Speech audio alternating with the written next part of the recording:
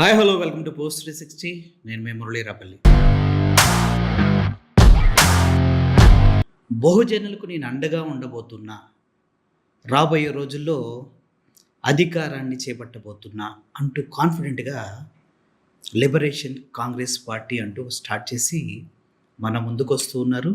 ఈ మధ్యకాలంలో విజయ్ కుమార్ గారు వాయిస్ చాలా గట్టిగా ప్రజల్లోకి వెళ్తుంది, యూత్ని కూడా చాలా గట్టిగా తడుతూ ఉంది. అవును కదా, బహుజనులు ఎంతమంది ఉన్నాం, ఎందుకు మనకి రాజ్యాధికారం రాదు అనేసి. సో ఇటువంటి చిన్న విప్లవంగా స్టార్ట్ అయినటువంటి ఆయన జర్నీ గురించి, ఫ్యూచర్లో ఆయన ఆలోచనలు, ఆయన ఈ సమాజానికి చేయాలనుకుంటున్న మంచి ఏంటో అడిగి తెలుసుకుందాం. Sir, welcome to post 360 sir. Thank you. ఇప్పుడు విజయ్ కుమార్ గారు ఐఏఎస్గా చేశారు. మీరు ఐఏఎస్కి కావాలంటే మీకు ఒక సర్టిఫికేట్ ఉంటుంది, ఎడ్యుకేషన్ సర్టిఫికేటు. మీరు ఇంటర్వ్యూస్ అవుతారు, మీరు చూపించమంటే చూపిస్తారా లేదా? ఎందుకు చూపించాం? మరి మా దేశ ప్రధాని చూపించట్లేదు. కోర్టులు కూడా మీరు రైట్ టు ఇన్ఫర్మేషన్ యాక్ట్ ఇవన్నీ మాట్లాడుతూ ఉంటారు. మాకు దాని ప్రకారం అప్లై చేసినా కూడా అది అతని ఇండివిజువల్ పర్సనల్ సర్టిఫికేట్ ఎందుకు చూపించాలని చెప్తూ ఉన్నారు. ఇప్పుడు కాన్స్టిట్యూషన్లో లోపాలు ఉన్నాయా, వ్యవస్థలో లోపాలు ఉన్నాయా, లేదంటే అధికారం ఉన్న వాళ్ళు అన్నిటినీ మేనేజ్ చేస్తూ ముందుకెళ్తున్నారా? కాన్స్టిట్యూషన్లో లోపాలు ఉన్నాయా అన్నప్పుడు డెఫినెట్గా రాజ్యాంగాన్ని ప్రవేశపెట్టినప్పుడు డాక్టర్ అంబేద్కర్ చెప్పిన మాటలు మనం గుర్తు చేసుకోవాలి. ఎందుకంటే ఇప్పుడు నవంబర్ 4th, అంటే నవంబర్ 26th ఆమోదం అయింది. నవంబర్ 4th ఆయన ప్రవేశపెట్టారు 1949లో. ఈరోజు ఈ రాజ్యాంగాన్ని మనం ప్రవేశపెడుతున్నాము. ఈ రాజ్యాంగం మంచిదా చెడ్డదా అనేది రాజ్యాంగంలో రాసిన రాతను బట్టి కాదు ఉండేది, ఆ రాజ్యాంగాన్ని అమలు చేసే నేతలను బట్టి ఉంటుంది. Nice words. కాబట్టి ఇది సరిగా అమల్లోకి వెళితే రాజ్యాంగం గొప్పదని భావిస్తారు. దాన్ని అమలు చేయాల్సిన వాళ్ళు దాన్ని దుర్వినియోగం చేస్తే రాజ్యాంగం మంచిది కాదని భావించే ప్రమాదం ఉంది. దాంట్లో లోపాలు అయితే లేవు అని ఆ రోజే చెప్పారు. ఓకే. కాబట్టి ఈ రోజు ఏం జరుగుతుంది, ఇప్పుడు తమిళనాడులో మంత్రుల మీద, ఎక్స్ మినిస్టర్స్ మీద, డిఎంకే వీళ్ళందరి మీద దాడులు జరుగుతున్నాయి. ఎన్ఫోర్స్మెంట్ డైరెక్టరేట్ వెళ్ళిపోతుంది, సిబిఐ వెళ్ళిపోతుంది, కేసులు పెట్టేస్తుంది. అంటే అవినీతి అనేది ఎన్ఫోర్స్మెంట్ డైరెక్టరేట్ కానీ సిబిఐ కానీ కేసులు పెట్టడం అనేది ఓన్లీ అపోజిషన్ పార్టీస్లోనే ఉంటాయా? డికే శివకుమారే కనిపిస్తాడా, లేకపోతే ఇంకొకరు కనిపిస్తారా? అంటే బీజేపీలో ఉన్నటువంటి మంత్రుల్లో, ఎమ్మెల్యేలు, ఎంపీలు ఎక్కడ కూడా వాషింగ్ మిషన్ పార్టీలో ఎవరు లేదు సార్, లేదు.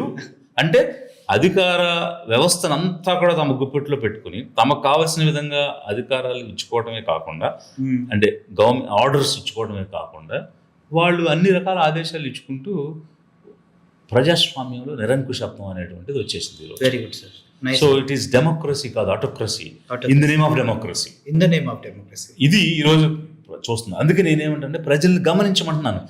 ముఖ్యంగా మీరు మొదట్లో అడిగిన ఒక ప్రశ్న ఏంటంటే, ఈ అధిక జనం ఉన్నారే వీళ్ళందరూ ఏమనుకుంటారంటే పాలన అనేది వాళ్ళు చేసుకుంటారు, మనకు ఎవరు ఏమిస్తారు అనేది మనం చూడాలన్న ఆలోచనలో ఉన్నారు. వాళ్ళని మీరు ఎలా మొబిలైజ్ చేస్తారు? సో మనకు ఎవడు ఎక్కువ ఇస్తే, అప్పుడు గమ్మఒడని ఒకడికి ఇచ్చాడు 15,000, ఇతను నలుగురికి ఇస్తానంటున్నాడు కదా, ఈసారి ఇతను కొట్టేద్దాం అన్న అంతవరకు ఆలోచిస్తున్నారు.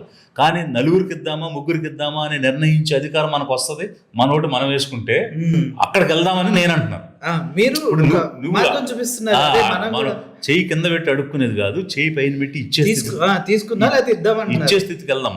మనమే నిర్ణయం చేద్దాం ఎంతమందికి ఇద్దాము, మనమే నిర్ణయం చేద్దాం ఎవరికి ఇద్దాము, ఆ స్థాయికి వెళ్దాం. ఎందుకంటే ఓట్లు మనవి, ఓట్లు మనదైనప్పుడు అధికారం మంది అవ్వాలి కదా.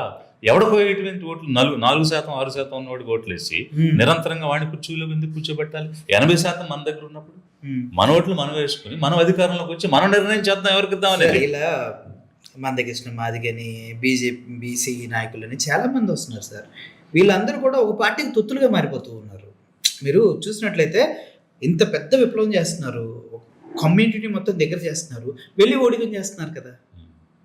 మరి ఆ వ్యవస్థని మార్చాలంటే ఎంత స్ట్రాంగ్ వెళ్ళాలి? నాకు that is the very problem. అంటే ఇక్కడ ఏమైందంటే జాతిని నమ్ముకుని పనిచేసే వాళ్ళకంటే అమ్ముకునే వాళ్ళు ఎక్కువ ఉన్నారు. అంటే నాయకుడిని నమ్మి జనం వస్తే ఆ జనాన్ని తాకట్టు పెట్టి అమ్ముకుంటున్నారు వీళ్ళు.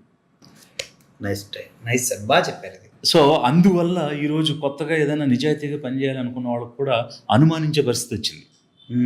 సో ఇప్పుడు ఎంతవరకు వీళ్ళు నిజం, ఇప్పుడు XYZ మీరు అందరూ చెప్తున్నారు కదా, వీళ్ళందరూ ఇట్లా మమ్మల్ని తాకట్టు పెట్టేశారు, రేపు ఈయన కూడా తాకట్టు పెడతాడేమో అనే డౌట్ కూడా రావడం సహజం కదా, సహజం. Because history speaks. Yes so అందువల్ల మీరు చెప్పిన కష్టం నాకు డబుల్ కష్టం ఇది. ఎస్. సో మామూలుగా అవేర్నెస్ క్రియేట్ చేయడం ఒకటైతే, నమ్మకాన్ని కల్పించుకుని నమ్మకాన్ని నిలబెట్టుకోవడం అనేది కూడా ఇంకా భయంకరమైన కష్టం. But still will work. కానీ మీ పైన కొద్దిగా నమ్మకం కలుగుతుంది సార్. దాన్ని మీరు నిలబెట్టుకుని ముందుకు తీసుకెళ్ళటంలోనే మీ ఆశయం లక్ష్యాన్ని చేరుకుంటుంది. అంటే ఇక్కడ ఒక చిన్న మాట చెప్తాను. సార్ ఇప్పుడు ఈ జాతుల వైపు నడిచి వాళ్ళని ఉద్యమాల వైపు నడిపించి ఇలా ఇప్పుడు ఒక యాదవ్ లేకపోతే ఒక పద్మశాలి లేకపోతే ఇట్లా రకరకాల నాయకులు అందరూ వచ్చి అన్ని చేసిన వాళ్ళందరూ వాళ్ళు ఏదో ఒక లబ్ధి కోసం, ఏదో ఒక అధికారం కోసం, ఏదో ఒక అవకాశం కోసం చేశారు. అంటే జాతిని తాకట్టు పెట్టింది ఒక అవకాశం కోసం కావచ్చు, ఒక పదవి కోసం కావచ్చు, లేకపోతే ఒక డబ్బు కోసం కావచ్చు. కానీ అంటే వాళ్ళందరూ ఒక అధికారం అవకాశం కోసం జనాలను వాడుకున్నారు. కానీ నేనున్న అధికారం అవకాశం వదిలి వచ్చాను. సో ఇన్నాళ్ళు అధికారం ఏంటో చూశాను.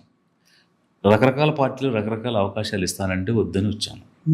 అది తీసుకుంటే నాకు ఉపయోగమే, నాకు నా కుటుంబానికి. బట్ అవి చూసి వద్దనుకుని వచ్చిన వాడు నేను, అవి కావాలి అని జాతిని వాడుకున్న వాళ్ళు వీళ్ళందరూ. So that is the difference. ఆ డిఫరెన్స్ తోటి నేను కేవలం వర్క్ చేయాలి, వాళ్ళకి మేలుకొల్పాలి, పైకి తీసుకురావాలి.